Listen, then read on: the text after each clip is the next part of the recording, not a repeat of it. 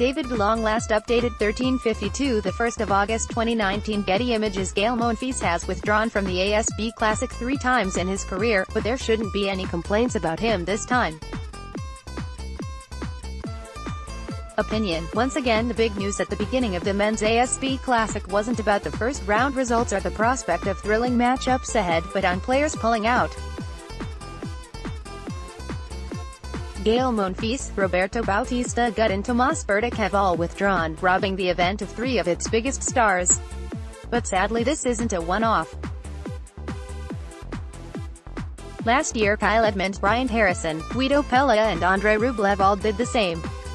In 2017 Juan Martin Del Potro, Tommy Roberto and Bautista Agut did, and in 2015 it was the case with David Ferrer, John Isner, Monfils, Roberto and Jack Sock. Read more *** Shapovalov shows class in defeat *** Monfils pulls out of ASB Classic ** another withdrawal hits ASB Classic ** Berdych out of Classic. It's happened in the past and it will keep happening.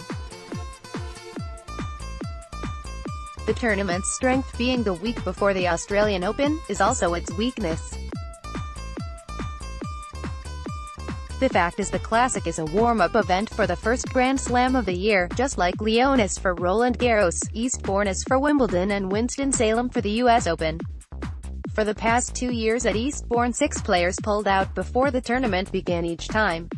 There were 6 withdrawals at Lyon last year and 7 at Winston-Salem. So clearly the Classic isn't alone with this problem. It's not a good look, and the ATP fined players for pulling out of tournaments before they begin, if they don't turn up.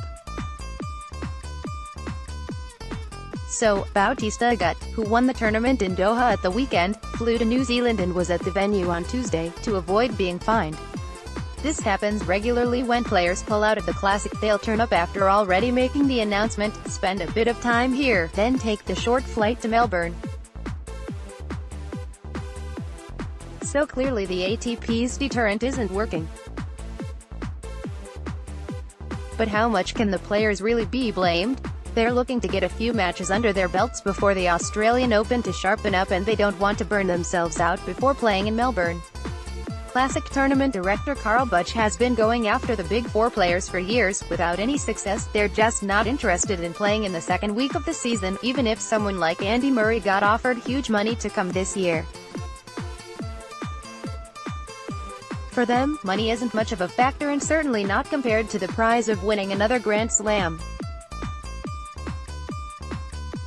Add feedback with Monfils. It's the 3rd time he's pulled out of playing in Auckland, and it's easy to be critical of him for his latest withdrawal.